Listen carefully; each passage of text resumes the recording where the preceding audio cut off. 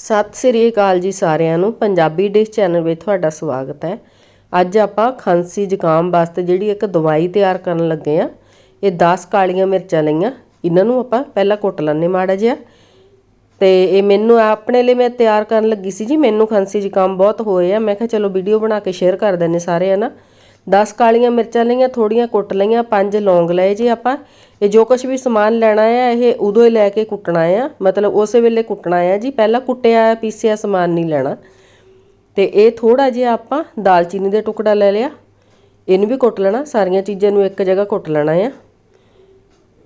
ਬਹੁਤ ਹੀ ਵਧੀਆ ਖਾਂਸੀ ਜ਼ੁਕਾਮ ਰੇਸ਼ਾ ਵਾਸਤੇ ਇਹ ਦਵਾਈ ਬਣ ਕੇ ਤਿਆਰ ਹੁੰਦੀ ਆ। ਬਾਜ਼ਾਰ ਵਾਲੀਆਂ ਦਵਾਈਆਂ ਨਾਲੋਂ ਵਧੀਆ ਹੁੰਦੀ ਆ।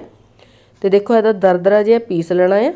ज़्यादा मोटा नहीं रखना, नहीं तो मूँह च ये पीस आएंगे। कालियां मिर्चां जिहड़ियां उन्हां दे नाल भी मूँह कौड़ा होगा, पीस भी मोटे मोटे आउणगे मूँह च।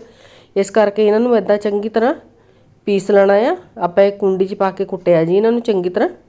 इधर मैं अदरक लिया, देखो इन्ना क आपां 2 इंच जिहड़ा अदरक वो लिया, कद्दूकस कर लेना चंगी तरह। आपां इहदा पानी कड्ढना जी, अदरक दा निचोड़ना आ पानी। कद्दूकस करके कपड़े च पतले जे च पा लो, चाहे मैं चाह पुड़नी च पा के निचोड़ लेना है। तो यदा पानी चंगी तरह निचोड़ना, ये भी आप बिच पाउणा जी। वीडियो चंगी लगती हुंदी तां वीडियो नूं लाइक करिया करो, शेयर करिया करो, कमेंट करके दस दिया करो वीडियो किद्दां दी लगी जी।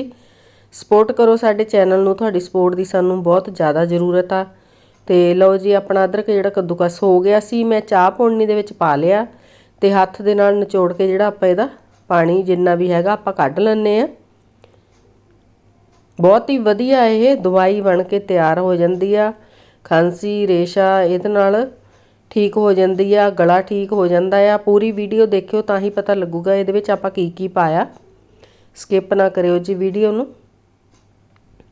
अदरक दा आपां पानी जिहड़ा कढ लिया है, जिहड़ा बाकी बचे वो भी आपां वेस्ट नहीं करना, आपां सब्जी च पा लेना है।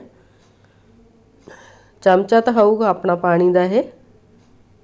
ते हुण इहदे विच आपां जिहड़ा पीसिया सी सारा समान वो पा दिता है। चम्मच का चौथा का हिस्सा आपां हल्दी का पा दिता है। मिक्स कर लैने इन्हां नूं। बहुत ही वधिया दवाई तैयार हुंदी जी। ये मौसम चेंज हुंदा, इस करके खांसी रेशा तां हर एक नूं हो जाती है। खांसी जुकाम ये शहद आ जी, फ्रिज च जम्मिया सी, थोड़ा जिहा गर्म कीता मैं इहनूं। 3 चम्मच आपां शहद दे पाउणे इहदे विच। सिर्फ 2 दिन की दवाई आपां इह तैयार करन लगे आ। जरूरत होगी तो आप 2 दिन बाद होर बना लांगे, ज़्यादा नहीं बना के रखनी। कोई औखा काम नहीं हैगा। ये इदां मिक्स कर लेना इनू चंगी तरह। बड़े आपां 1 चमचा ले सकते हैं, छोटे जिहड़े आ वो घट, उन्हां नूं छोटिਆਂ नूं घट देनी। मैं दसदी हाँ जी चमचे च पा के। देखो बहुत वधिया दवाई अपनी बन गई है।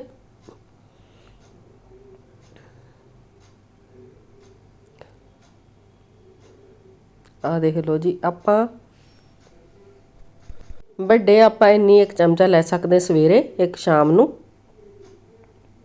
ते छोटे जिहड़े आ उन्हां नूं आपां इन्नी क देनी, अद्धा चम्मच भी नहीं देना, क्योंकि सारियां चीज़ां इहदे विच गरम आ, तेज़ हुंदी है ये। इस करके बिल्कुल घट देनी है बच्चों नूं। वीडियो देखण लई सारियां दा बहुत बहुत धन्नवाद जी। सत श्री अकाल जी सारियां नूं।